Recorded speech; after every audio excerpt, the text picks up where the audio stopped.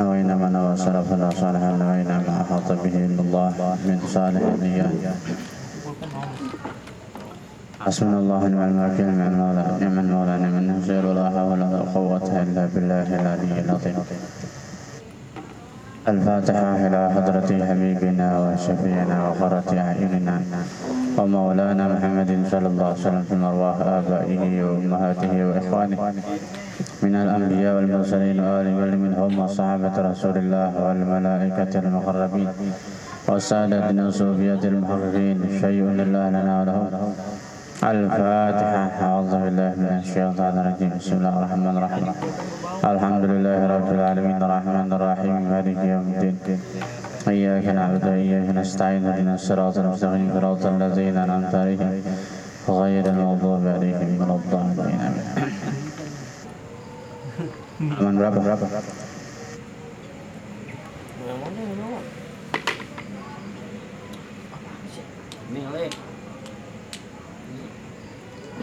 Halaman 24.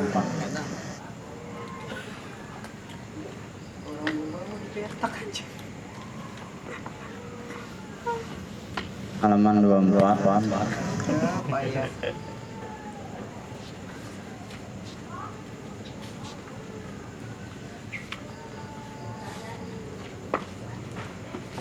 Kemarin tentang nasabuhu min jihatil abi, itu nasab atau garis keturunan Imam Syafi'i dari segi ayah. Ada beberapa nama-nama yang kita los kemarin. Dalam artian ada beberapa nama-nama Arab, nama-nama bapak Imam Syafi'i yang itu namanya adalah julukan. Atau kemarin ada Abu Abdullah Muhammad bin Idris bin Abbas bin Utsman bin Syafi' bin Sa'ib bin Ubaid bin Abdi Yazid bin Hashim. Bin Hashim ini, kalau Hashim yang kakeknya Nabi, ini ternyata bin Hashim Imam Syafi'i di sini bukan bin Hashim kakeknya Nabi ya, tapi bin Hashim yang sebelum Al-Muttalib ya, jadi anak Al-Muttalib. Nah, jadi di sini ada kesalahan teks ternyata. Yazid bin Hashim bin Abdul Muttalib sebenarnya bukan Abdul Muttalib tapi bin Al-Muttalib. Ya, jadi ada beberapa referensi. Kenapa logikanya itu Al-Muttalib? Karena kalau di sini benar Abdul Muttalib berarti bukan ketemu sama nabinya di Abdul Manaf tapi di Abdul Muttalib ya. Kan itu kakeknya Nabi kan? Muhammad bin Abdullah bin Abdul Muttalib ya. Nah, kalau di sini Abdul Muttalib berarti ketemu sama Nabi di sini dong, bukan di Abdul Manaf ya. Padahal di keterangan akhirnya tuh di paragraf terakhir, di paragraf pertama baris terakhir tuh Abdi Manaf ya. Ketemunya di Abdi Manaf. Berarti ini teksnya salah nih, bukan Abdul Muttalib tapi Al-Muttalib. Nah, Al-Muttalib itu adalah paman dari Abdul Muttalib. Nah, nanti ceritanya itu dijelasin ya. Nah, jadi Hashim yang ini nih, Hashim yang sebelum Abdul Muttalib ya, yang dimaksud di sini Al-Muttalib. Hashim yang sebelum Abdul Muttalib di teks ini itu bukan Hashim yang kakeknya Nabi Hashim itu, bukan. Yang dibilang Bani Hashim, bukan Hashim. Namanya Hashim juga. Ngambil dari kakeknya Nabi juga Hashim. Jadi Muhammad bin Abdullah bin Abdul Muttalib bin Hashim bin Abdi Manaf. Jadi Hashim di sini niru nama kakeknya Nabi, tapi bukan Hashim yang ketemu kakeknya Nabi dari sini, bukan. Ya. Saya kira tadi ini urutannya salah ya. Bin Abdi Yazid, bin Abdul Muttalib, bin Hashim, bin Abdi Manaf saya kira tadi. Ternyata ini salah teks. Ya. Kalau lihat referensi kitab-kitab lain itu tentang Imam Syafi'i, yang betul adalah bin Ubaid bin Abdi Yazid bin Hashim bin Al-Muttalib, bukan Abdul Muttalib ternyata ya. Dia lebih sahih. Jadi itu dicoret tuh abadnya coret satu kali aja biar ketahuan aslinya teksnya dia. Dan dilihat juga di teks yang lama, kitab yang lama, cetakan yang lama yang pertama, itu juga sama salah teks juga. Kirain ini tadi Abdul Muttalib ini teks baru, kitab ini kan kitab cetakan baru nih. Kirain dia salah nulis, ternyata di kitab lama dilihat di laptop barusan sama aja, salah juga ya. Bisa salah tulis, bisa Syekh Nahrawinya yang salah ya. Pentingnya baca beberapa referensi di situ. Karena kalau kita bilang ini Abdul Muthalib, ini kita keder nanti. Nah, Abdul Muthalib kan kakeknya Nabi, harusnya ketemunya bukan di Abdul Manaf, tapi di Abdul Muthalib. Sementara dari Abdul Muthalib masih ngelewatin satu orang lagi, Abdul Muthalib bin Hashim bin Abdul Manaf. Ya, berarti ketemunya bukan di Abdul Manaf, kejauhan kalau Imam Syafi'i itu. Ternyata ini salah teks, bukan Abdul Muthalib tapi Al-Muthalib. Nah, jadi Imam Syafi'i Abu Abdullah Muhammad bin Idris bin Abbas bin Utsman bin Syafi'i bin Sa'ib bin Ubaid bin Abdi Yazid bin Hashim bin Al-Muttalib ya, bin Abdi Manaf. Nah, inilah di sini Abdul Manaf ya.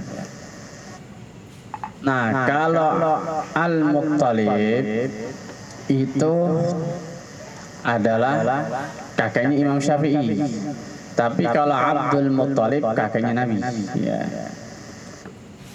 Bedanya apa Abdul Muttalib sama Al-Muttalib? Kalau Al-Muttalib itu nama asli. Tapi kalau Abdul Muttalib itu nama dari orang-orang Arab. Ketika Al-Muttalib dengar ponakannya itu yatim, terus dicari-cari hidupnya di mana itu anak pada usia 7 tahun atau 8 tahun. Ini Abdul Muttalib nama aslinya itu Syaibah. Di dalam kitab Barzanji ada tuh Syaibatul Hamdi ya. Jadi Abdul Muttalib ya, walaupun ini teksnya salah ya. Tapi kalau Abdul Muttalib itu nama aslinya Syaibah ya. Jadi kakeknya Nabi yang Abdul Muttalib namanya siapa?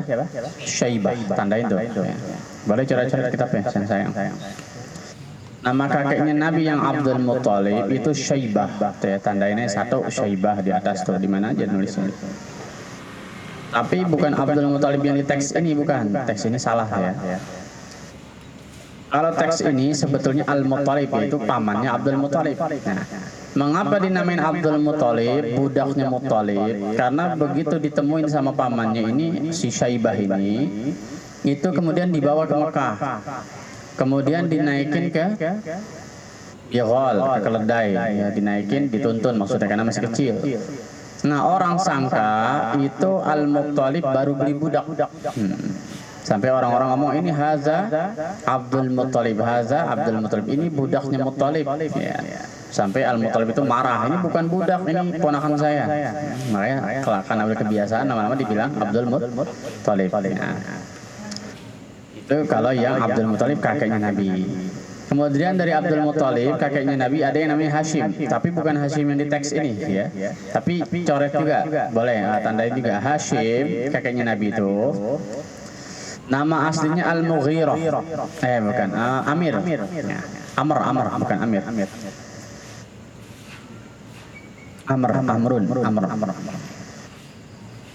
Amr atau pakai ain biasanya kalau Amr. Kalau di tulisan Indonesianya Amr aja. Bisa pakai hamzah, bisa pakai ain Amr. Hashim nama aslinya itu Amr ya. Kalau pakai bahasa Indonesia biasa AMR Amr ya. Kalau yang Hashim kakeknya Nabi. Nah, Hashim itu ternyata julukan, bukan nama asli. Kenapa dinamain Hashim? Hashim itu artinya yang meremukkan ya.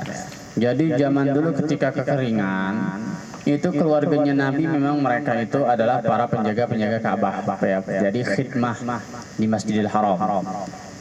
Nah, salah satunya itu Amr ini. Nah, Amr ini kalau udah musim kering, musim paceklik, dia itu ngumpulin gandum-gandum ransum. Ya, ransum itu kayak semacam gandum yang udah beku, kayak semacam apa? Gandum yang bentuknya kayak akar-akaran, kayak kalau di kita sini rumput laut. Rumput laut kan kering tuh sebelum direbus ya kan. Itu sama dia dihancur-hancurin. Ya, ibarat gandum sekarang tuh crackers gitu, dihancurin atau enggak ditumbuk. Nah, itu namanya Hashim. Itu namanya Hashama. Jadi menumbuk atau menghancurkan gandum. Karena kebiasaannya seperti itu, sering sedekah dan cara sedekahnya pakai menghancurkan gandum, maka dibilang Hashim, orang yang meremukkan. Ya, jadi Hashim itu artinya siapa? Orang yang meremukkan. Meremukkan apa? Meremukkan gandum. Nah, Jadi cara sedekahnya si Hashim ini, cara sedekahnya si Amr ini, itu dengan menumbuk atau menggiling gandum-gandum kering yang berbentuk ransum, diremukin pakai tangan atau pakai alat. Nah, itu namanya Hashim. Di Hashim itu julukan, nama aslinya Amr. Ya.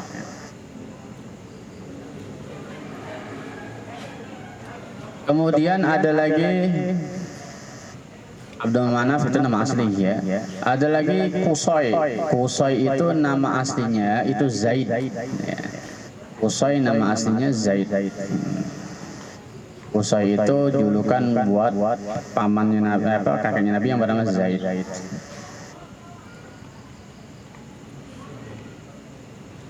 Ini nama negeri ini Qusay ya. Nama negeri Al-Qosiyah, nama negeri. Jadi karena lahirnya mungkin di daerah Qosiyah, dinamain Qusay, anak Qosiyah. Ada lagi Al-Quraisy. Nah, inilah yang dinamain Quraisy, Al-Quraisy ini. Lihat nisbatnya tuh Al-Quraisy. Al-Quraisy itu nama nisbat, artinya nama daerahnya ya. Al-Quraisy yaitu Imam Syafi'i bermarga Al-Quraisy. Maksudnya Al-Quraisy itu Al-Quraisy ya. Nah, nama aslinya Quraisy itu adalah Fihr. Ya, kakeknya Nabi namanya Fihr. Fa, ha gede dan ra, Fihr. Ya. Fa, ha gede, ra, Fihr. Fihir, orang sering Fihir bilang. Nah, nama aslinya Quraisy itu Fihr. Fihr dijulukin sebagai Quraisy.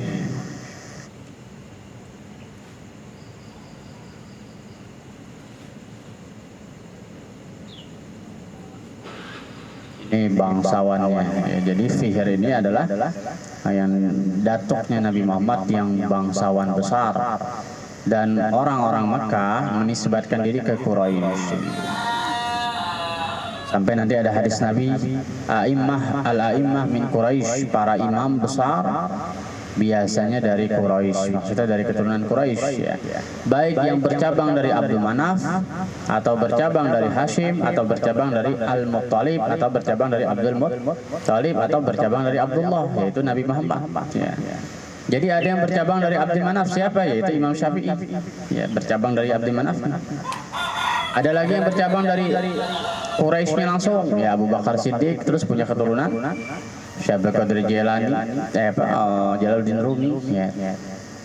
Maulana Jalaluddin Rumi itu turunannya Abu Bakar Siddiq ya.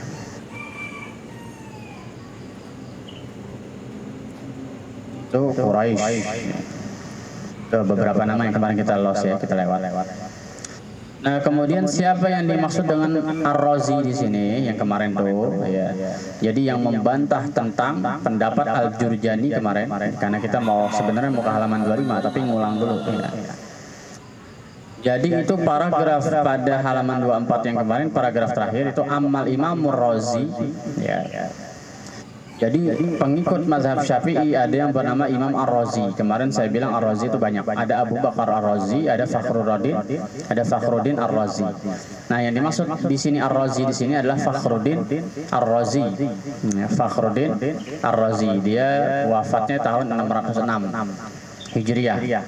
1210 Masehi, 1210. Berarti orang baru 1000 tahun ya. 900 tahun ya. Orang baru, karena ada Abu Bakar Ar-Razi yang itu tahun 200-an Hijrah. Ada Abu Bakar Ar-Razi terkenal juga itu 200 Hijriahan. Kalau yang ini Imam Ar-Razi di sini itu Fakhruddin Ar-Razi ya. Kebanyakan orang menyingkat nama anak jadi Fakhrur Razi, padahal Fakhruddin Ar-Razi. Namanya Fakhruddin, julukannya Ar-Razi. Orang menamai anak disingkat jadi Fakhrur Razi. Itu tahun 606 wafat, berarti hidupnya tahun 500-an, 560, 550 ya.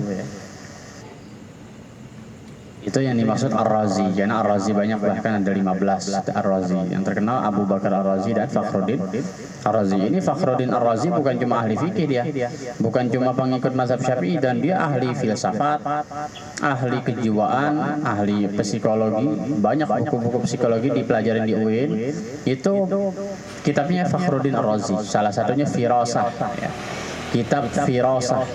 Kitab firasah itu kitab bisa dikatakan tafsir mimpi. Ya, jadi kalau ada orang yang sering punya firasat, sering ngerasain kedut-kedut atau dingin di pundak atau gimana, itu ada kitabnya namanya firasah. Itu punya beliau nih, Fakhruddin Ar-Razi. Ya. Saya sudah lihat di buku saya yang dari UIN itu, namanya Jiwa dalam Pandangan Filosof Muslim. Ada namanya Al-Imam Fakhruddin Ar-Razi. Dia punya kitab tentang filsafat tuh banyak-banyak. Salah satunya firasah. Kitab firasah tentang firasat, tentang mimpi dan lain sebagainya. Ya, pokoknya berkaitan dengan jiwa. Itu beliau bukan cuma ahli fikih tapi juga ahli jiwa, psikologi. Bagus. Ya. Dah, berarti sekarang halaman 25. Jadi mengetahui yang kemarin lewat-lewat itu aja ya. Halaman 25 adalah isi dari paragraf terakhir di halaman 24 ya. Yang kemarin dia bilang summa radda ala hadzal iddia, kemudian dibantah oleh Imam Ar-Razi ini tentang pendapat Al-Jurjani yang mengatakan bahwa Imam Syafi'i turunan budak. Summa radda ala hadzal iddia, kemudian menolak Imam Fakhrur Razi ala hadzal iddia, terhadap ini pengakuan atau terhadap itu berita dari Al-Jurjani kemarin, orang mazhab Hanafi mengatakan bahwa Imam Syafi'i turunan budak yang dibeli atau ditebus oleh Abi Lahab ya. Oleh Abi Lahab kepada Umar bin Khattab. Jadi katakanlah misalkan terjadi peperangan, terus ada budak. Nah, si Abi Lahab ini minta salah satu budak dari orang-orang Islam. Nah, atau Umar bin Khattab atau Utsman bin Affan. Ketika Abu Lahab minta si kakeknya Imam Syafi'i yang bernama Syafiq ini jadi budaknya Quraisy dan mintanya sama Umar bin Khattab, nah si budak ini yang namanya Syafiq itu nggak mau, katanya imtanahan. Tapi setelah mintanya lewat Utsman bin Affan baru dia mau. Mungkin caranya Utsman bin Affan itu halus gitu. Itu pendapat Al-Jurjani. Jadi Syafiq yang kakaknya Imam Syafiq ini ya, yang bernama Syafiq dikatakan sebagai budak oleh Al-Jurjani begitu. Nah, ditolak oleh Fakhruddin Ar-Razi wa asbata kadzbahu bi'iddati wujuhin. Dan kemudian dia membersihkan nama itu, apa kalau bahasa kita klarifikasi. Kemudian dia asbata, mengklarifikasi kadzbahu, kebohongan tersebut, bi'iddati wujuhin, dengan berbagai pendapat. Wujuh itu wajah, segi, pendapat maksudnya. Bi'iddah, iddah itu beberapa, iddah. Adat itu hitungan. Jadi bi'iddah itu dengan beberapa wujuhin pendapat. Minha diantaranya banyak ya. Nah, sekaranglah halaman 25 ini ya. Jadi isi bantahan Fakhruddin Ar-Razi apa? Satu, sabata bitawaturi anna Syafi'iyya radhiyallahu anhu kana yufakhiru bihadzan nasabi. Bisa yufakhiru, bisa yafkharu, boleh begitu dua-duanya. Kalau yufakhiru pakai wazan yufa'ilu, farraha yufarrihu. Kalau yafkharu pakai wazan fataha. Fataha yaftahu, fakhara yafkharu, fakhran. Bisa yafkharu, bisa yufakhiru. Apa bedanya? Kalau yafkharu itu membanggakan satu kali saja. Suatu waktu dia membanggakan bahwa dia turunan Quraisy. Tapi kalau yufakhiru dia selalu nyebut-nyebut. Ya, dikit-dikit kalau ketemu orang, saya ini turunan Quraisy. Saya ini keturunan kakeknya Nabi. Nah, itu dikit-dikit begitu. Itu bedanya yufakhiru ya. Bisa baca dua kali itu. Yafkharu, yufakhiru. Jadi nomor pertama bantahan itu adalah sabata bitawaturi anna Syafi'iyya radhiyallahu anhu kana yafkharu atau yufakhiru bihadzan nasabi. Wa qad hasadahu fi hadza katsirun minal ulama'i la siyama ashabu Malikin. Wah, ini seru nih. Ya, kita jadi tahu bahwa kehidupan orang dulu sama aja sama kehidupan kita sekarang. Memang ada ayatnya, wa tilkal ayyamu nudawiluha bainan nas. Setiap hari itu diputar-putar di antara manusia, gitu-gitu aja. Ya. Jadi kalau di satu zaman ada orang kaya, di satu zaman pasti ada orang miskin. Terus begitu ya. Di satu sisi ada yang hebat, di satu sisi ada yang dengki. Tiap hari begitu. Dulu ada Fir'aun, tiap tahun pasti ada Fir'aun. Ya. Secara sifatiah maksudnya. Ya. Jadi bukan secara zati ya, tapi secara sifat. Makanya kadang-kadang lu kayak Fir'aun, Bani Israel lu nanya mulu. Ya. Atau ada orang kaya banget pelit kikir, wah korun itu. Ya. Jadi memang begitu. Ya. Setiap hari diputarkan di antara manusia. Kayak kemarin kita belajar apa tuh? Inkar zat ya, bahwa Imam Syafi'i itu inkar zat. Jadi kita jangan lihat zat tapi lihat sifat. Ya. Jadi setiap tahun pasti ada korun, pasti ada Haman, ya, ada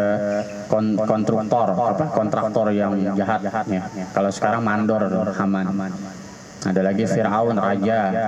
Nggak mesti raja benar-benar raja kayak presiden, bukan. Pokoknya siapa aja yang merasa berkuasa itu namanya Fir'aun.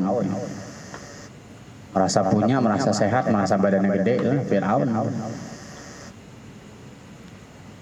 Itu sifat.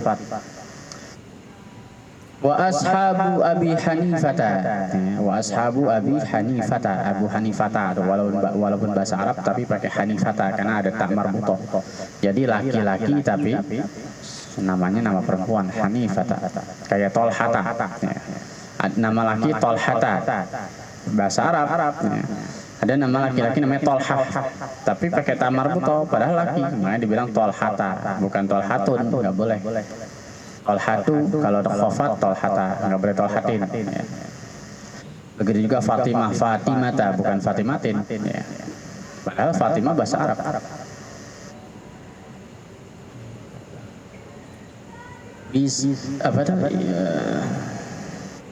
Bisa babi annahu ta'ana fi mazhabihima wa bayyana dha'fa aqwalihima. Nah, nomor satu ini yang paling seru. Sabata bitawaturi, sabata jelas, tetap, ya, bersih, murni, banyak maknanya. Sabata itu jelas, tetap. Telah tetap, telah jelas, telah paten, sabata. Ya. Bitawaturi secara turun temurun, secara mata rantai keilmuan itu namanya tawatur. Ya. Fajri tahu dari Dimas, Dimas tahu dari Abi tahu dari Jamal, Jamal tahu dari Fadli, itu namanya tawatir. Dari mulut ke mulut tapi soheh, bukan asal cerita, tawatir. Ada hadis namanya mutawatir. Nah ini maksudnya mutawatir. Mutawatir itu dijaga oleh beberapa orang atau beberapa kelompok. Lafaznya itu lafaz khusus, ya. Namanya tawatur. Sabata bitawaturi, telah tetap, telah paten secara mutawatir, secara turun-temurun dari zaman dulu sampai zaman sekarang, katanya tuh, kata Imam Fakhrul Razi, sampai zaman dia nih 600 Hijriah. Anna Syafi'iyya, bahwasanya Imam Syafi'i radhiyallahu anhu kana, adalah beliau, terbukti beliau, karena itu ada atau terbukti sama aja. Yafkharu, membanggakan, bihadzan nasabi, nasabnya ini, keturunan. Ya. Jadi Imam Syafi'i selalu membanggakan nasabnya, bahwa dia adalah keturunan kakeknya Nabi Quraisy. Imam Syafi'i selalu membanggakan katanya. Jadi lebih tepat pakainya yufakhiru, ya, karena yufakhiru selalu ngomongin keturunannya, kakeknya, bahwa dia turunan Quraisy.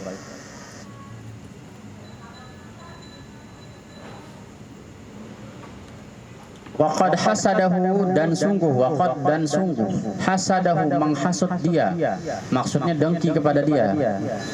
Kalau menghasut bahasa Arab itu dengki, ya. Kalau kita kan menghasut apa? Fajri misalkan nggak demen sama Dimas, Abi dipanas-panasin lagi. Itu diomongin tuh sama Dimas tuh, itu namanya menghasut, tuh bahasa Indonesia. Kalau di bahasa Arab menghasut itu bukan begitu, tapi iri. Hasadahu, waqad, dan sungguh, hasadahu, ya, iri kepada dia, hasada, irihu kepada Imam Syafi'i. Hasud itu dengki, bukan cuma iri, ya, dengki.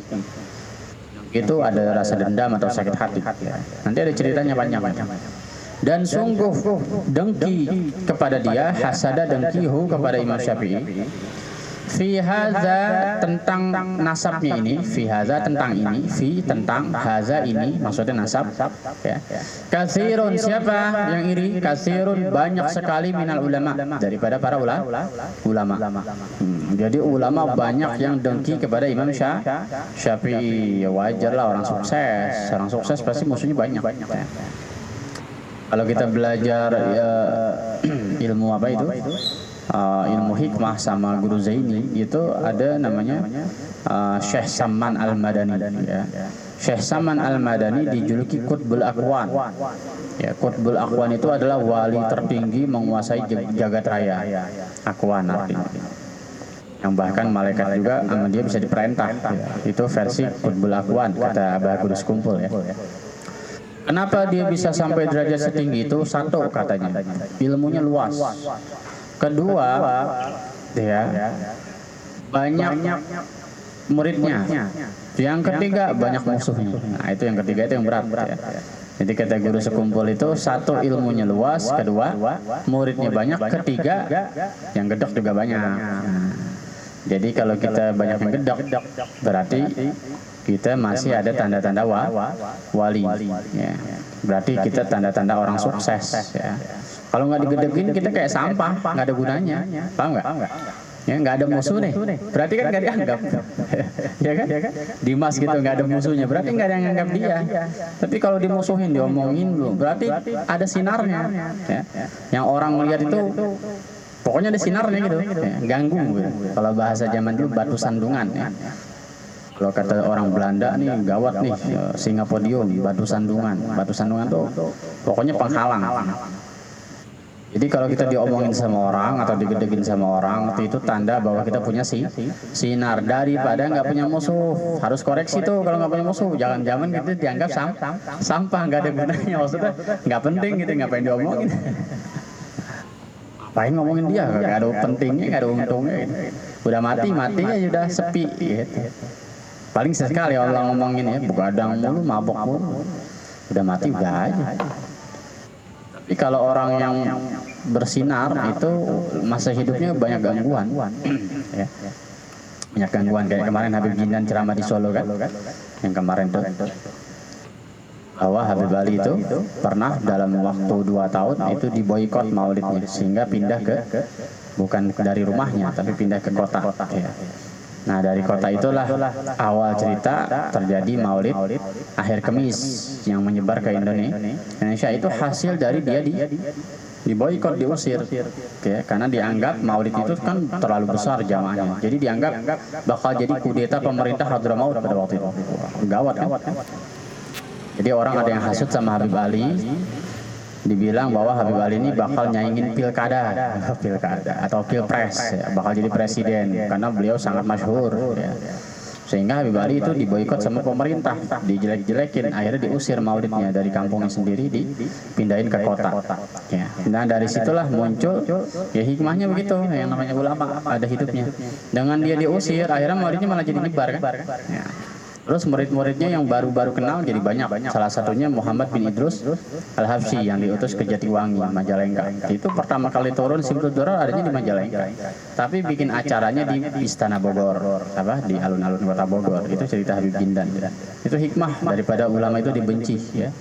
Kalau nggak pernah diusir kayak Bung Karno, nggak pernah diasingkan, nggak pernah diusir, orang nggak tahu sejarah-sejarahnya itu. Ya.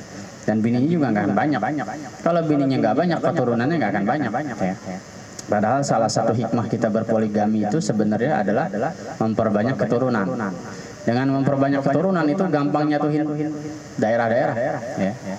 Jadi ke orang-orang sekelas Soekarno, Soeharto itu sah-sah aja. Ya. Mau punya istri berapa juga sah. Kenapa? Karena kelas dia itu mempersatukan bangsa. Kalau nggak ada anak-anak di setiap daerah itu susah nyatuinnya.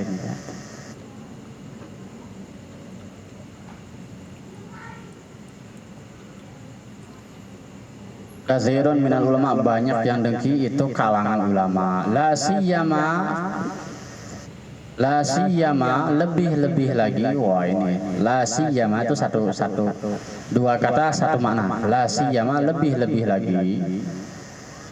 La siyama lebih lagi atau tidak salah lagi. Ya. Lebih tepatnya lebih lagi. Lebih-lebih lagi ashabu Malik, para pengikut Imam Malik. Wah, emang pernah satu pesantren.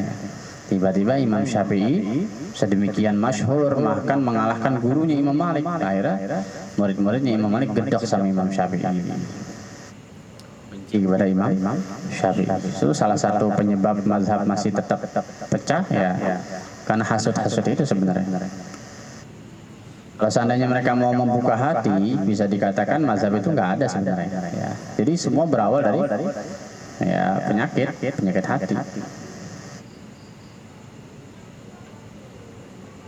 Sama kalau kita belajar torikot juga sama, belajar hikmah torikot. Ya. Kalau kita dengar ceritanya Abah Jejen Sukabumi, udah almarhum ya. Itu gurunya guru saya juga dan gurunya Ustaz Ripai juga. Kebetulan Ustaz Ripai itu ada di belajar di sana, pas guru saya juga ada di sana. Ternyata itu Abah Jejen memang terkenal. Dia bilang dalam dunia tasawuf jangan kira nggak ada penyakit hati, sama aja ya. Yang namanya orang lagi ngerangkai jalan, masing-masing ngakuin torikotnya hebat ya. Naksabandi, Qadariyah, ya, apalagi ya Tijaniyah, masing-masing bangga tuh kalau lagi muktamar itu, muktamar orang-orang sufi itu masing-masing dengan gayanya masing-masing, ya, merasa paling soleh. Itu di kalangan orang-orang yang sudah mengaku menjalan ke sufi, apalagi baru belajar hikam setahun 2 tahun, ya wajar kalau akhlaknya masih blegot. Ya. Orang-orang yang kelas-kelas sufi aja masih banyak penyakit hati. Itu cerita Abah Jejen Junaidi, Bazlul Ashab namanya, Jejen Junaidi Bazlul Ashab, itu Sukabumi di Salabintana. Itu gurunya Kiai Rifai, gurunya guru saya juga. Itu cerita beliau ketika perkenalan sesama mufti torikot, apa kalau torikot itu mursyid ya, itu saling membanggakan diri. Saya torikot ini, kamu torikot mana? Dari mana alurnya? Gini. Harusnya kelas-kelas torikot itu udah nggak kayak gitu ya. Penyebab torikot itu pecah juga sama dari penyakit hati, masing-masing nggak mau melebur. Tapi udah kelas-kelas kayak tinggi kayak Syekh Abdul Qadir ya. Walaupun dia punya torikot sendiri, tetap mereka orang-orang besar. Orang-orang besar itu pegangannya beda-beda masing-masing, tapi tidak ada penyakit hati. Beda kalau anak buahnya. Ya. Begitu juga Malik, Syafi'i, Hanafi, itu nggak ada yang namanya gedek sama, mustahil lah Imam Malik gedek sama muridnya sendiri. Ya. Cuman yang gedek ini ashabu Malik, jangan salah paham nih. Ya, ashabu Malik, sahabat Malik. Yang dibilang sahabat apa kemarin? Pengikut mazhab. Ya. Jadi bukan Maliknya, tapi pengikut mazhab. Bahkan Imam Malik pernah memuji Imam Syafi'i. Ya. Suatu waktu pernah diceritain waktu itu ya. Suatu waktu ada ibu hamil terus meninggal. Ya. Kata Imam Malik, kuburin aja langsung, pasti mati juga anaknya. Gitu kan. Ternyata sama Imam Syafi'i dibelain tuh Imam Malik ya. Di belakang dibilang guru saya mungkin keliru, mungkin juga benar. Coba aja cek dulu. Ternyata benar, begitu digali kuburannya anaknya masih hidup di dalam kandungan, dibelek, disesat ya. Disitulah Imam Malik merasa diselamatkan oleh Imam Syafi'i. Seandainya nggak ada Syafi'i, kata Imam Malik, pasti saya masuk neraka gara-gara bunuh bayi yang di dalam kandungan. Itu Imam Malik memuji muridnya sendiri. Tapi kalau ashabnya enggak. Wa ashabu Abi Hanifah, dan begitu juga pengikut mazhab Abi Hanifah. Lah ini lagi lebih hasud lagi ya. Karena dia ngirinya gini nanti di tengah-tengah. Mereka tahu imam besarnya ini keturunan budak. Bukan Abu Hanifahnya, bukan, tapi keturunan budak. Artinya tidak berkilau sebagaimana Imam Syafi'i. Itu. Kalau pidato tuh Imam Syafi'i kalau pidato selalu ngomong saya keturunan kakeknya Rasulullah. Saya keturunan kakeknya Rasulullah. Sehingga ashabnya Abu Hanifah ini gedek kalau dengar Imam Syafi'i ceramah, nyebut mulu gitu. Kan disebutin di atas tadi. Karena yufakhir. Imam Syafi'i selalu membanggakan nasabnya itu. Satu. Dan itu mutawatir, banyak riwayat. Mutawatir itu dari turun temurun dan banyak periwayatnya. Mutawatir. Jadi banyak saksinya bahwa Imam Syafi'i memang sering nyebut nasabnya itu. Bisa babi dengan sebab, belum dikasih tanwin tuh, bisa babin belum, tapi bisa babi dengan sebab karena masih jadi mudhof. Annahu ta'ana itu idofahnya ya, mudhaf ilaihi. Bisa babi dengan sebab annahu bahwasanya Imam Syafi'i, anna bahwasanya hu Imam Syafi'i ta'ana melawan atau menyalahkan. Kalau kemarin tuh yang ta'ana al-Jurjani itu menjelek-jelekan, beda makna karena dalam konteks dia menjelek-jelekan nasab. Nah kalau ini dalam hal mazhab Imam Syafi'i ta'ana tidak sependapat, ya, tidak sependapat. Ta'ana melawan tidak sependapat, apalagi lebih cocok ta'ana, pokoknya melawan lah, ya. Menganggap salah lah gitu ta'ana, ya. Kalau kemarin kita artikan mencemarkan, ya. Mencemarkan kan menganggap salah. Salah tuh mazhab lu, pendapat tuh salah, ya.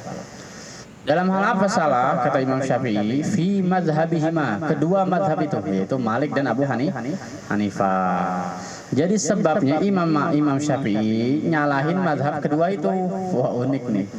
Sehingga ashab-ashabnya itu pada gedek sama Imam Syafi'i. Sebenarnya bukan menyalahkan dalam arti sesat, bukan, tapi membenarkan, ya. Imam Syafi'i menyempurnakan mazhab mereka. Makanya kemarin itu pengantarnya gitu, ya. Tajahu mazhab ahli ra'yi wa ahli hadis, ya kan? Jadi Imam Syafi'i itu keunikannya adalah menjembatani, ya, bukan menjelek-jelekan, menjembatani mazhab ahli hadis dan ahli pemikiran, gitu. Jadi kalau ada orang selalu main pikiran-pikiran terus, hadisnya lemah, itu harus didukung, harus dikuatin sama Imam Syafi'i. Ada lagi yang cuma main hadis tapi pendapatnya lemah, harus juga diimbangin sama mazhab Syafi'i, gitu. Kalau cuma pakai hadis, ya nanti jatuhnya tidak sah sholat di rumah dong kalau laki-laki, ya, karena hadisnya kata Nabi la sholata tijaril masjid illa fil masjid, berarti fajri nggak boleh sholat di rumah dalam 5 waktu, harus di masjid. Selama dengar ada masjid harus di masjid. Wah, repot dong kalau begitu. Itu kan hadis, ya. Ada lagi ahlur ra'yi, pendapat, ya. Ahlur ra'yi itu rasio. Itu juga kalau dikit-dikit main rasio, bagusnya gini, bagus itu tuh bisa ngaco juga nanti kalau nggak ada hadisnya, atau hadisnya ambigu, tahu nggak ambigu? Ya, hadisnya buat apa dipakai buat apa gitu, nggak cocok. Ya. Sama kayak orang ngucapin selamat Natal, besok nih kan lagi ramai tuh. Ya. Ngucapin selamat Natal sama saja mengakui Yesus anak Tuhan, itu ambigu namanya, nggak nyambung. Ya. Ngucapin selamat Natal terus maksudnya ngucapin Yesus lahir, bukan ngucapin sebagai anak Tuhan, nggak nyambung, nggak ada hubungannya ke situ, ya. Kalau kata Habib bin Hafiz nggak ada hubungannya. Bahkan Al-Quran sendiri mengucapkan selamat kelahiran, ya, Yesus, terlepas dari tanggal berapapun, tanggal 25 kayak mau tanggal berapa. Kenapa? Karena tanggal 25 sendiri umat Katolik nggak semuanya ngakuin bahwa itu kelahiran Yesus. Jadi tidak ada tanggal lahir yang benar-benar benar tentang Yesus itu. Tapi secara umum Al-Quran bilang selamat atas hari kelahiran, ya, Yesus, ya. Wassalamun alayya yauma wulidtu wa yauma amutu wa yauma ub'atsu hayya. Itu yang bilang Nabi Isa sendiri dalam surat Maryam, ya.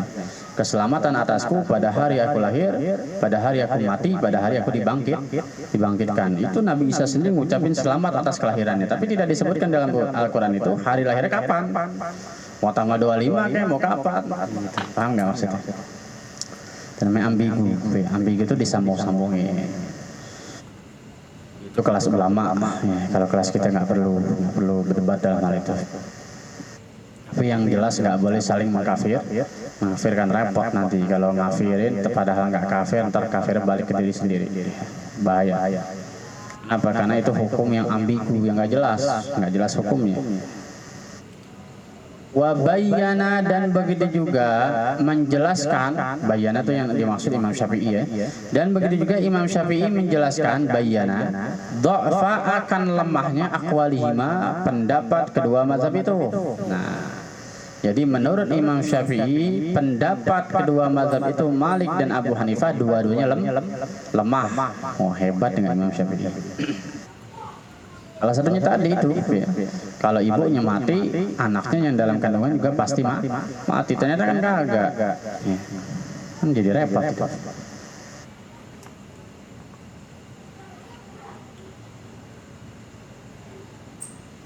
Begitu juga dalam hal lain ya, dalam hal kunut subuh, dalam hal bismillah jahar, itu Imam Syafi'i itu pandangannya kuat ya, rasionya kuat, hadisnya juga kuat, dua-duanya kuat, bagus. Begitu juga dalam hal tayamum, sering diulang-ulang itu ya.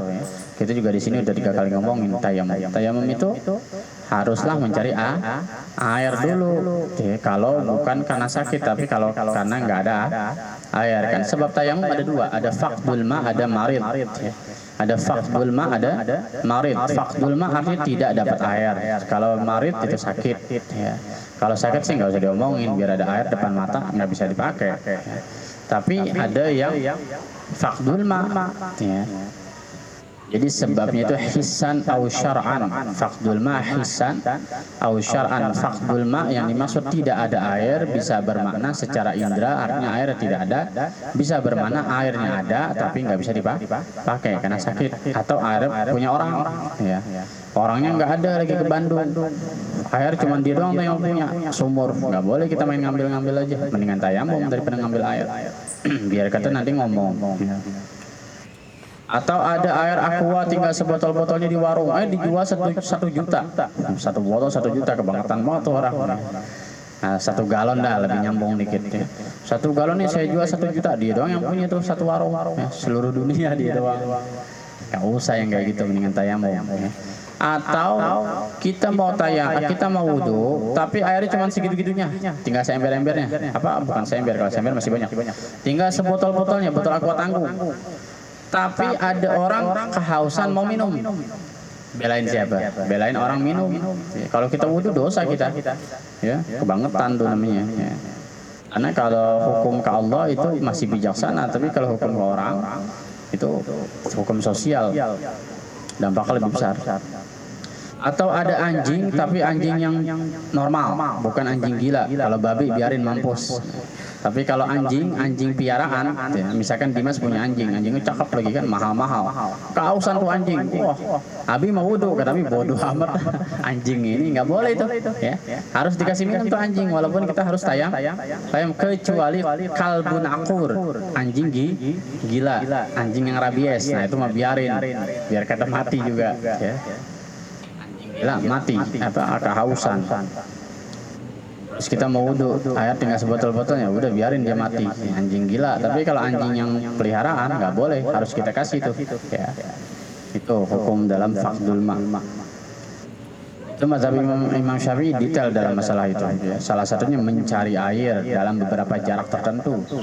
Kenapa? Karena ayatnya itu falam tajidu ma'an, karena ketika kamu tidak dapat air, yang namanya tidak dapat pasti harus nyari dulu. Makanya kalimatnya tidak dapat. Ya. Yang kedua pendapatnya, ya. Pendapat Imam Ar-Razi untuk menguatkan bahwa itu berita bohong. Apalagi inna akabiral ulama'i syahadu ala sihhati hadzal nasab. Qala Muhammadun bin, bukan dubnu. Qala Muhammadun bin Ismailah al-Bukhari fi tarikhil kabiri inda zikri Syafi'i Muhammadin bin Idrisa bin al-Abbasi al-Syafi'i al-Qurashi. Yang kedua katanya itu inna akabiral ulama, sesungguhnya para pembesar ulama. Maksudnya ulama-ulama besar. Sesungguhnya para pembesar ulama atau ulama-ulama besar syahadu, mereka bersaksi. Wah, kalau bersaksi berarti kan kuat. Ya. Mereka bersaksi, kalau udah bersaksi pasti nyumpah namanya. Ala sihhati hadzal nasabi, atas kesahihan nasab ini, nasabnya Imam Syafi'i.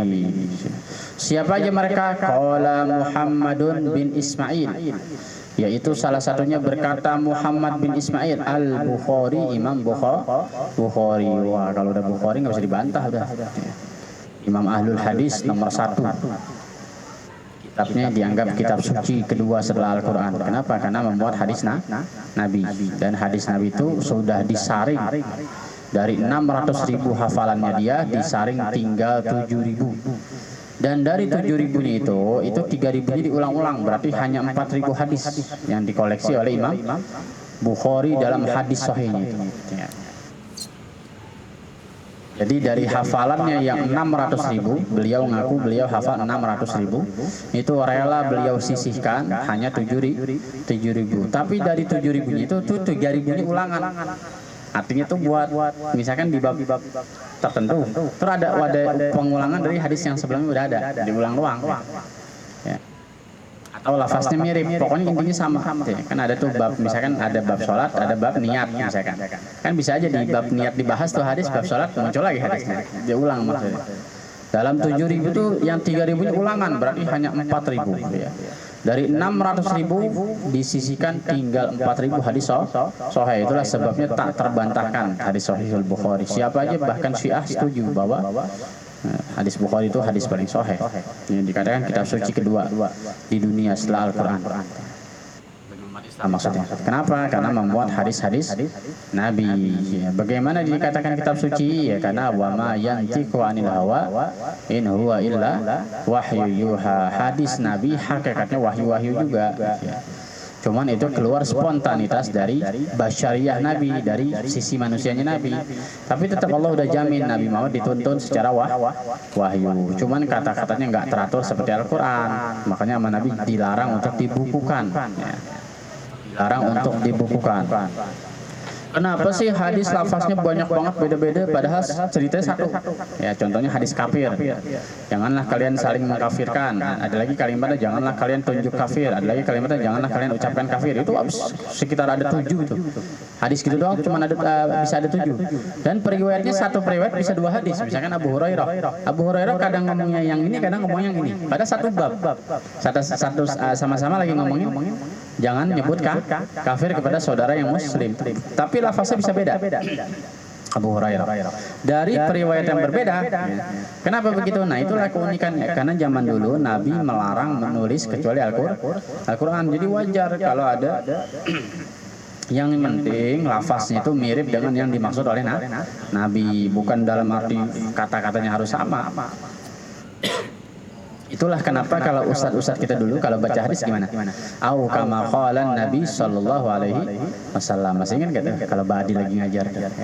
Au kama qala Rasulullah sallallahu alaihi wasallam. Ini saya baca hadis nih.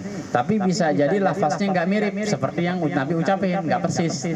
Au kama qala Nabi sallallahu alaihi wasallam, atau yang atau seandainya ada hadis Nabi lagi yang mirip dengan ini riwayat yang lain, itu au kama qala, atau sebagaimana dikatakan oleh Rasulullah.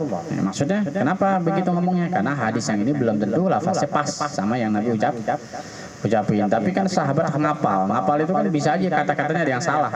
Tapi bukan maknanya yang salah, bukan kata-katanya yang salah. Gitu. Nanti ada periwayat yang paling kuat, yang mana yang paling kuat nih hadisnya. Sama kayak innamal a'malu binniyat. Banyak riwayatnya walaupun sama-sama dari Umar bin Khattab. Tapi kan ada versi Sahih Muslim, ada versi Sahih Bukhari. Itu nggak apa-apa, wajar kayak gitu.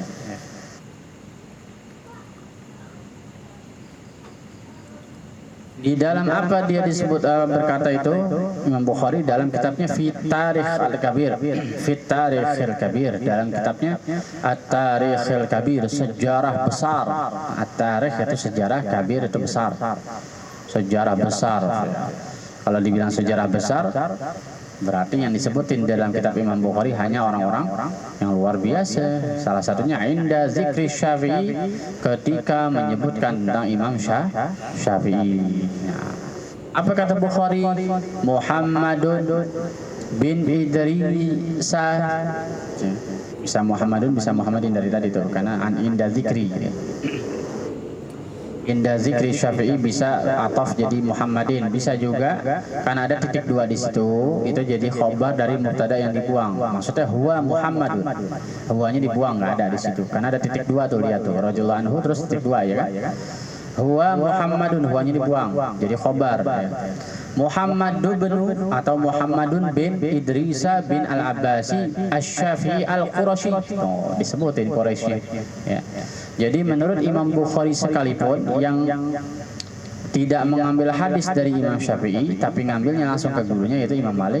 Dia sendiri ngakuin bahwa Imam Syafi'i itu bangsa Quraisy. Jadi ada cerita Imam Bukhari itu kagak ngambil hadis dari Syafi'i. Ya.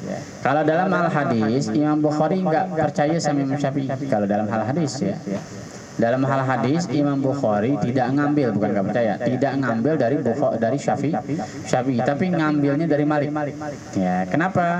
Karena informasi yang masuk ke Imam Bukhari rata-rata dari murid-muridnya Malik. Ya. Tapi dalam hal mazhab fikih Imam Bukhari mazhabnya Syafi'i. Nah, unik tuh, lucu.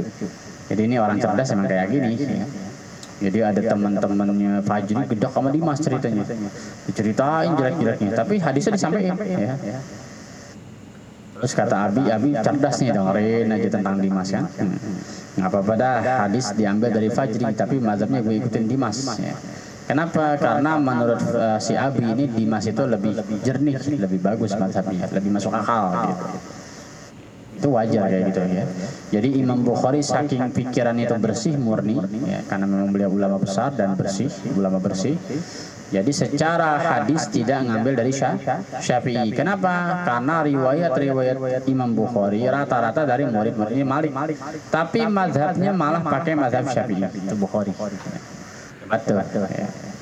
Jadi kalau mau beragama ya kayak Imam Bukhari kalau bisa. Jadi ngambil ke Ustadz sono, ngambil ke Ustadz sini, versi mana yang kita mau ambil. Jadi nggak mentang-mentang dijelek-jelekin, tapi akhirnya mazhabnya nggak dipakai. Ya biar bagaimana Imam Syafi'i benar. Ya. Dan mazhabnya itu sangat masuk akal dan sangat relevan, bisa dipakai di akhir zaman. Bisa dipakai di akhir zaman mazhab Syafi'i itu.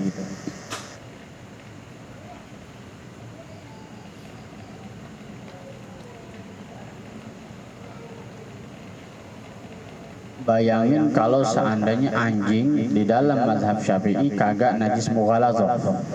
Berarti di pulau banyak yang miara anjing. Ya. Karena banyak yang miara anjing, orang Islam kan kalau udah ikut-ikutan lebih parah dari orang lain ya kan. Orang Amerika atau orang mana-mana anjingnya rapih-rapih. Nah kita anjing sama kucing sama. Sementara kalau kucing kalau gigit nggak jadi buas. Ya.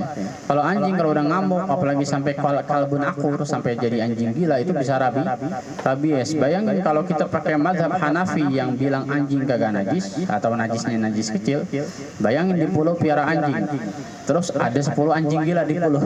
Nasibnya kayak gimana coba? Lagi ngaji, wok, ya kan? Ya. Karena secara logika gini, kalau anjing itu kan udah biasa dipelihara, ya. Tapi satu sisi anjing itu bisa jadi buas, seperti serigala atau singa. Nah kalau anjing ini nggak dihukumin najis mughaladzah, bayangin aja nanti di pulau miara anjing, satu saat anjingnya gila, lagi sholat bisa digigit gitu, ya kan? Itu hikmah dari anjing itu dihukumi najis mughaladzah, walaupun dasar hadisnya itu cuman gara-gara Nabi nyuruh wadah yang dijilat anjing harus dicuci 7 kali, salah satunya ketiga atau keempat harus pakai debu, dan itu udah diteliti sama profesor doktor dari Jepang bahwa kuman itu nggak cukup hanya dengan air tapi hilangnya dengan debu. Itu hikmahnya ya.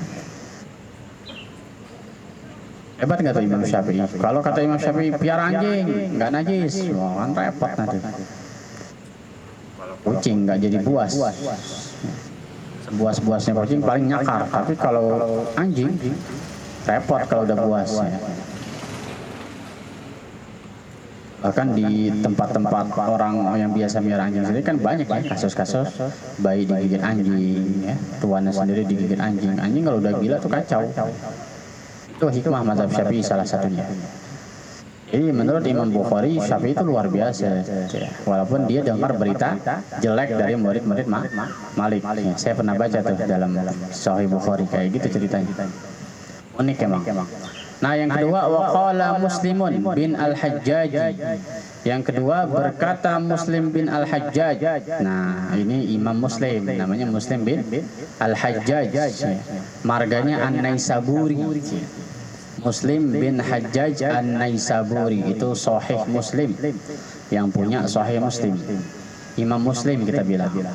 Jadi ada dua hadis yang luar biasa yang derajatnya paling tinggi, paling sahih, namanya Bukhari dan Muslim. Nah, Muslim ini muridnya Bukhari. Ya. Jadi Muslim muridnya Bukhari, walaupun masing-masing punya pegangan beda-beda, tapi itulah ulama dulu uniknya gitu, ya nggak putus.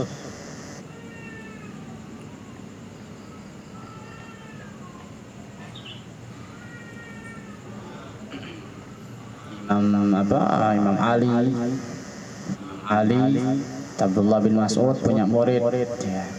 Misalkan salah satunya misalkan Nafi punya murid namanya Abu Hanifah punya murid Malik punya murid Syafi'i, terus berenter. Dari Syafi'i punya pendengar namanya Bukhari, dari Bukhari punya murid namanya Muslim. Padahal masing-masing punya mazhab, artinya masing-masing punya kitab. Bahkan satu sama lain saling komentarin kitab gurunya, tapi dalam hal belajar mereka mata rantainya jelas bisa dibaca. Itu keunikan. Kita selalu nyebut Bukhari Muslim kan gitu kan, muttafaqun alaih, ya kan. Hadis ini disepakati oleh dua ulama besar, Bukhari dan Muslim. Seakan-akan dia tuh dua orang ini sebaya, padahal murid sama guru gitu. Ya. Keunikannya kayak gitu orang dulu. Abdullah bin As-Sa'ib waliyu Makkah. Nah, kata Imam Muslim, Abdullah bin Sa'ib, siapa itu? Kakeknya Imam Syafi'i. Bukan kakeknya Imam Syafi'i, tapi saudara dari kakeknya Imam Syafi'i. Ntar kita dijelasin di depan. Kalau Imam Syafi'i itu siapa? Syafi'i bin Sa'ib, ya. Kakeknya siapa? Syafi'i bin Sa'ib. Nah, Syafi'i punya saudara namanya Abdullah. Nanti lagi dibilang tuh Imam Muslim. Abdullah bin Sa'ib, saudara dari kakeknya Imam Syafi'i yang bernama Syafi'i. Paham nggak nih? Kakeknya Syafi'i namanya Syafi'i bin Sa'ib, punya saudara Abdullah bin Sa'ib, gitu maksudnya. Siapa itu Abdullah bin Sa'ib? Itu waliyu Makkah, yaitu wali Makkah. Wali itu maksudnya wali kota, pejabat, itu maksudnya orang besar. Dan tidak mungkin secara logika dia pejabat Makkah kalau bukan dari Quraisy, sudah jelas. Ya. Waliyu Makkah, jangan lupa Makkah. Itu nama kota, walaupun dari Arab, tapi dia bukan pakai tanwin, dia isim ghair munsharif, Makkah, ada tak marbuto. Dan juga dia alam, ya, nama Makkah. Makkah itu nama lainnya Bakkah. Jadi kalau di Al-Quran tidak ada nama Makkah, adanya Bakkah, pakai ba. Ya. Jadi Bakkah atau Makkah itu Makkah bahasa sekarang. Ya. Sama kayak orang Sunda ngomong beli, kadang-kadang dia ngomong meli, ya kan? Orang Sunda kan gitu. Badai meser naon neng, badai meli es pakai M. Ya. Begitu juga orang Arab sama. Dari Bakkah ke Makkah. Dalam Al-Quran adanya Bakkah. Inna awala baitin wudi'a lin-nasi lalladzi bi Bakkah. Sesungguhnya awal mula bangunan di muka bumi adalah yang ada di Bakkah. Bakkah itu Makkah. Makkah itu artinya adalah tanah celongan, apa itu? Tapi itu kalau lebak, daerah Banten kan ada lebak. Lebak itu Makkah. Lebak itu Makkah itu ada lebak. Jadi tanah celong gitu. Makanya dia kalau banjir semuanya di situ. Ya. Kalau hujan di gunung sono gunung sini itu Makkah pasti kebanjiran. Pasti itu. Ya. Karena Ka'bah berapa kali kebanjiran, sampai sekarang masih kebanjiran. Karena memang adanya di Legok gitu. Kalau secara definisi Makkah itu adalah iqtata'a a'naqul jababirah. Iqtata'a a'naqul jababirah. Jadi kalau orang yang sombong kalau ngelihat Ka'bah itu tunduk, hawanya pasti tunduk. Orang yang sombong kalau ngelihat Ka'bah hawanya tunduk. Kalau dia paksain sombong-sombongin dirinya dia akan binasa, sama kayak Abraha. Kalau dia paksa-paksain merasa mampu nyerang Ka'bah dia pasti binasa. Itu namanya Makkah. Iqtata'a a'naqul jababirah. Iqtata'a artinya terputus. A'naku itu a'nak artinya leher. Al-jababirah orang-orang sombong. Maksudnya orang sombong kalau situ pasti mampus, gitu, pasti mati. Terputus lehernya orang-orang sombong. Kalau udah ngelihat Ka'bah bawaannya itu haibah, besar. Bahkan saking besarnya itu Mekah, ya Mekah itu kan simbolnya ya Ka'bah. Bahkan saking besarnya itu Ka'bah, wibawa itu Ka'bah, kalau ada orang maling atau berzina atau membunuh orang terus dikejar. Nah, zaman dulu tuh dikejar, zaman jahiliyah bukan zaman Islam, dikejar terus masuk ke Ka'bah. Itu ditungguin sampai dia keluar. Nggak berani dibunuh di hadapan Ka'bah. Ya. Hadapan di Ka'bah itu kan bentuknya kotak, tapi kan ada lingkaran setengah tuh, seperempat, bukan setengah. Itu termasuk Ka'bah. Namanya Hijr Ismail. Itu selama ada di garis itu, orang-orang Arab nggak akan ada yang berani bunuh itu. Si maling atau si pezina atau siapa aja nggak akan berani nyiksa. Ditungguin sampai keluar, sampai lapar, sampai keluar baru dihajar. Itu saking wibawanya Ka'bah dari zaman dulu sampai zaman sekarang. Itu Mekah. Ini dalam surat Al-Baqarah, wa idz ja'alna al-baita masabatan lin-nasi wa amna. Dalam surat Al-Baqarah, ketika kami jadikan al-baita, yaitu Baitullah, lin-nasi masabatan wa amna. Jadi kalau orang mau cari aman, dia larinya ke Ka'bah, nggak akan diapa-apain. Ya. Walaupun habis bunuh, habis zina, habis selingkuhin bini orang, ya. Terus dikejar, masuknya ke Ka'bah, ditungguin sampai keluar. Ya. Dan kalau dia sumpah di depan Ka'bah itu pasti didengerin. Ya. Kalau dia nulis di hadapan Ka'bah itu pasti dipatuhin. Sama kayak dulu zaman boikot Nabi kan. Zaman boikot Nabi ditulis surat boikot Muhammad. Boikot surat apa itu disebutnya? Lupa saya. Penyanjian Ka'bah itu. Kemudian ditempel di Ka'bah pengumuman itu harus dipatuhi. Tapi uniknya sebelum dipatuhi itu perintah membunuh Muhammad itu udah dimakan rayap surat itu. Ya, karena kalau nggak dimakan rayap bahaya, pasti dibunuh Nabi ya. Jadi kalau udah sumpah ditempel di Ka'bah, mau itu stempel, mau itu tulisan atau orang misalkan saya bersumpah, ya. Misalkan saya bersumpah bahwa saya tidak mencuri misalkan. Nah salah satunya itu pasti takut itu kalau salah. Ya. Megang Ka'bah, saya bersumpah saya tidak mencuri. Salah satunya itu pasti takut kalau dia salah. Ya. Sumpah pocong kalau di Kalimantan ya. Sampai kayak gitu Ka'bah, sakralnya dari zaman dulu sampai zaman sekarang. Orang sumpah, orang kabur ke situ, orang diam di situ itu pasti aman. Ya. Itu Abdullah bin Sa'ib, saudaranya Syafi', itu waliyu Makkah, itu pemimpin Mekah.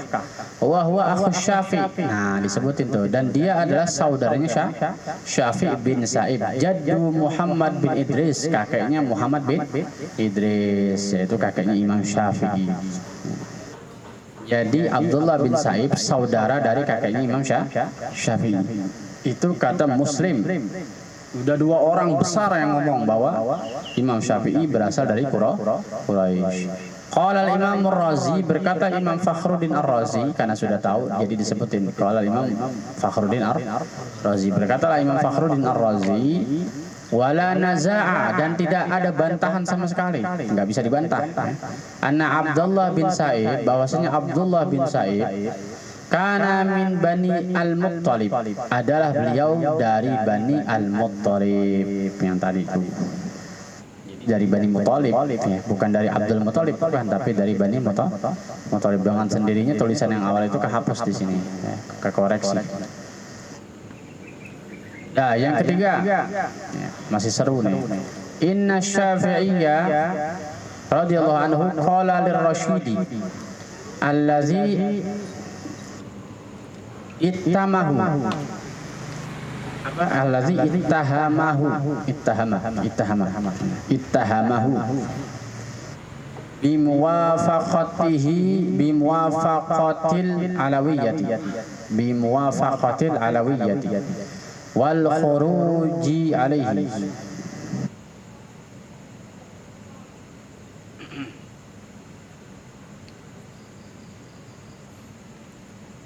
Inna Syafi'iyya, yang ketiga, dalil yang kuat yang ketiga bahwasannya Imam Syafi'i turun Quraisy.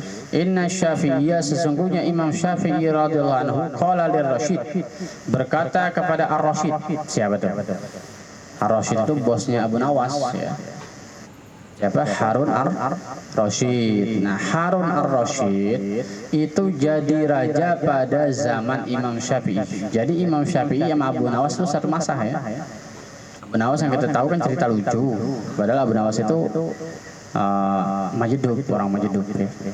Anggaplah Imam Syafi'i itu orang alim, Ya. Kalau Abu Nawas orang Majidub. Imam Syafi'inya Habib Umar bin Hafiz, orang Abu Nawasnya siapa? Habib Baha, Habib siapa itu? Habib Syekhon, Wan Syekhon. Ya. Jarang ketemu, tapi ada ceritanya. Ya.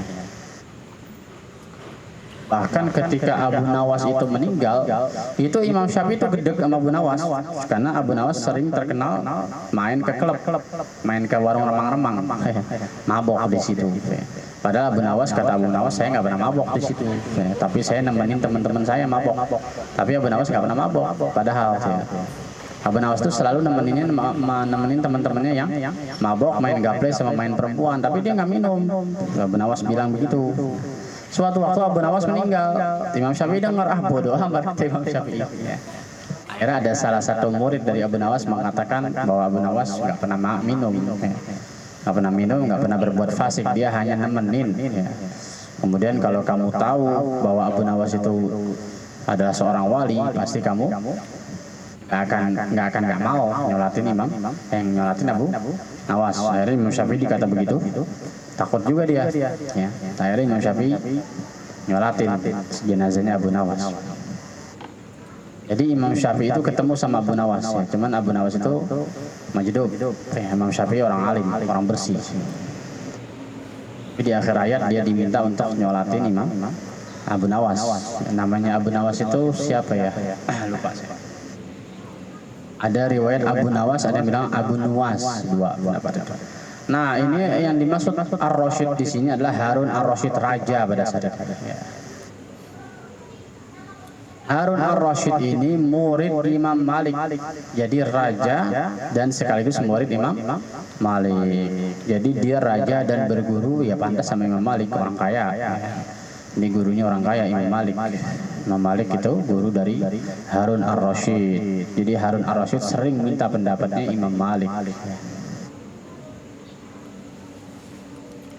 Imam Malik itu banyak ketemu sultan dia. Ada dalam kitab yang Malam Seninan juga itu ya. Salah satunya adalah Imam Malik memerintahkan untuk seorang sultan menghadap kuburan Nabi ketika berdoa, bukan menghadap Ka'bah. Itu ada kayak gitu. Dengan alasan tawasul kepada Rasulullah. Qala, berkata Imam Syafi'i lir-Rasyid kepada Ar-Rasyid, yang dimaksud Harun Ar-Rasyid, allazi ittahamahu allazi ittahamahu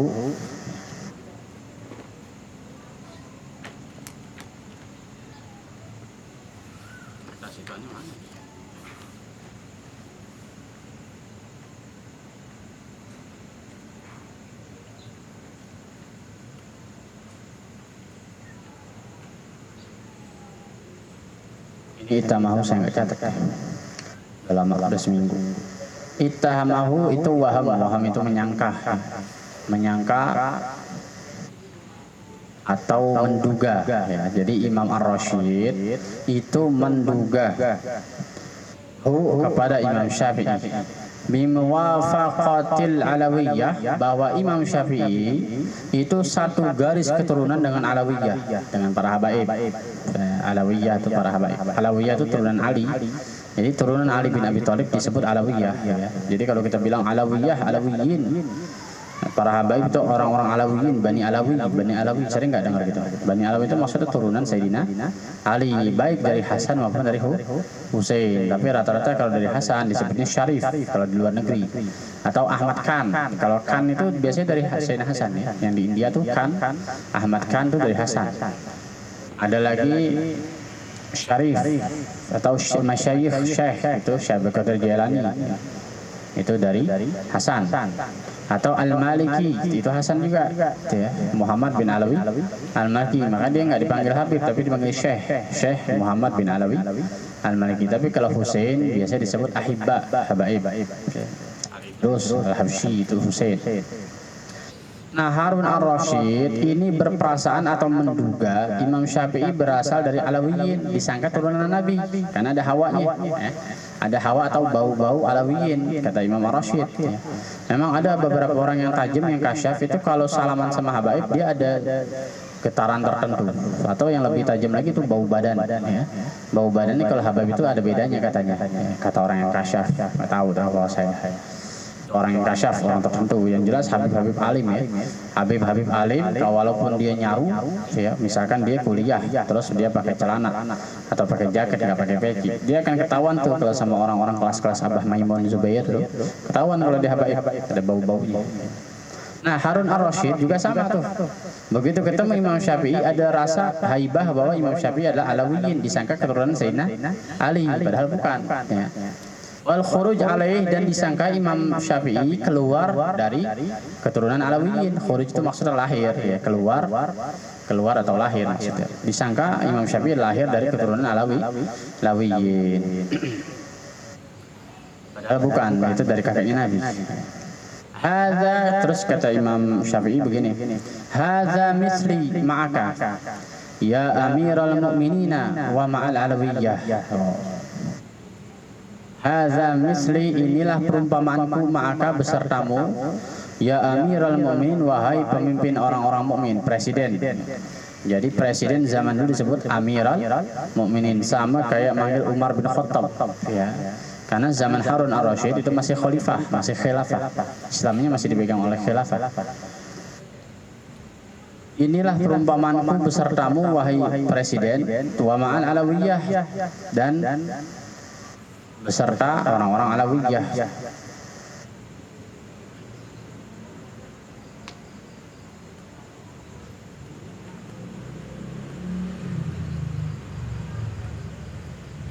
Maksudnya gini, saya sama kamu sama-sama keturunan dari Quraisy, ya. Dan kita berdua ini, saya Syafi'i dan kamu Harun ar-Rasyid, itu seperti Bani Alawi katanya, ya.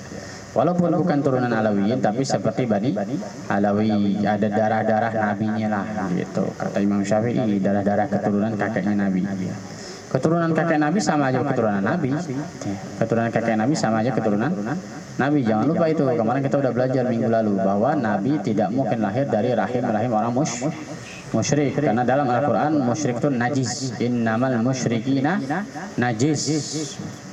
Sesungguhnya orang-orang musyrik itu najis, maka hendaklah mereka tidak tinggal di Masjidil Haram setelah Fathu Makkah. Jadi tidak mungkin Nabi lahir dari rahim najis, maksudnya dari orang-orang musyrik. Jadi mau darah keturunan kakeknya Nabi atau dari Alawiyin, sama-sama mulia, kata Imam Syafi'i. Faddi'a'uhu itu dari idda'a yadda'i iddi'a'an. Faddi'a'uhu hadzan nasabi atau hazan nasabah, ya. Faddi'a'uhu hazan nasabah itu jadi maf'ul dari iddia. Iddia itu fi'il, tapi fi'il fa'il. Fi'il yang bermakna seperti apa? Isim yang bermakna sebagai fi'il. Itu namanya isim fa'il. Belum sampai situ jurmiahnya. Amama ar-rasyidi hala kaunihi fi ghayatil khawfi wal ajzi. Dalla zalika ala anna zalika nasaba kana fi zuhuri kasyamsi tali'ati. Nah ini, ya. Apa kata Imam Fakhruddin Ar-Razi ketika Imam Syafi'i ngomong kayak gitu, dikomentarin, ya, dalam riwayatnya ini. Faddi'a'uhu, maka pengakuan Imam Syafi'i, ya. Maka pengakuan Imam Syafi'i hadzan nasaba, bahwa dia garis keturunannya adalah Quraisy, hadzan nasab, keturunan ini, ya. Amam ar-Rasyid, di hadapan Imam ar-Rasyid. Amama itu zorof, ya. Zorof apa? Zorof makan, di depan artinya. Amama itu di hadapan. Zorof, kalau zorof harus mansub. Amama, nggak boleh amami, nggak boleh amamu, ya. Ingat kan mas? Faddi'a'uhu hadzan nasaba amam ar-Rasyidi, maka pengakuan Imam Syafi'i tentang nasabnya itu di depan ar-Rasyid. Hala kaunihi, hala itu zorof zaman. Nah, kalau amama zorof makan, keterangan tempat di depan. Kalau hala zorof zaman, keterangan waktu, artinya ketika. Hala ketika kaunihi, keadaannya Imam Syafi'i fi ghayatil khawfi wal ajzi. Nah, pada sangat ketakutan dengan sangat lemah. Jadi ada masa-masa di mana Imam Syafi'i itu terpuruk, jangan dikira sukses terus, ya.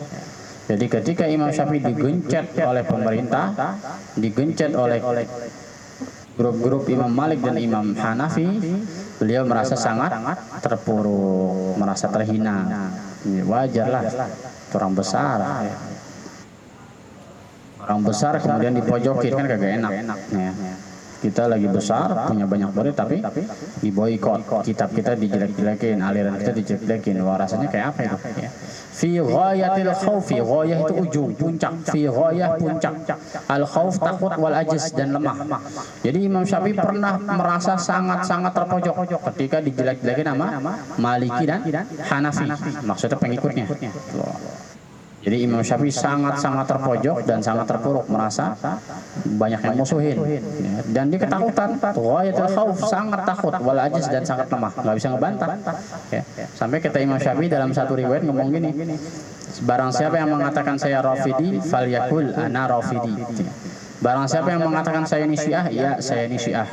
Kata Imam Syafi'i sampai kayak gitu, saking udah nggak bisa ngebantah lagi. Ya. Jadi Imam Syafi'i itu sangat mengagungkan ahlu bait, ya, para habaib. Akhirnya difitnah sebagai Syiah, yaitu keterlaluan mendukung Sayyidina Ali atau cinta kepada Sayyidina Ali. Akhirnya kata Imam Syafi'i, ya udahlah, siapa yang ngomong saya ini Syiah, silahkan ngomong saya ini Syiah. Selalu dah kata Imam Syafi'i sampai kayak gitu. Jadi pengakuan Imam Syafi'i ini dalla menunjukkan zalika, itu pengakuannya itu ala anna zalika an-nasaba, bahwasanya nasabnya itu karena adalah terbukti fi zuhuri, di dalam terangnya, kasyamsit thali'ati, bagaikan matahari yang terbit. Ini kias, ijaz, ya. Namanya majaz, ya. Maksudnya gini, jadi Imam Syafi'i ngakuin nasabnya di depan Ar-Rasyid biar dapat perlindungan. Dengan mengaku sebagai Quraisy itu pasti tertolong. Kenapa? Karena nasab Quraisy itu seperti matahari yang terbit, sangat dihormati, gitu maksudnya. Paham ya? Wallahu a'lam bishawab. Al-Fatihah.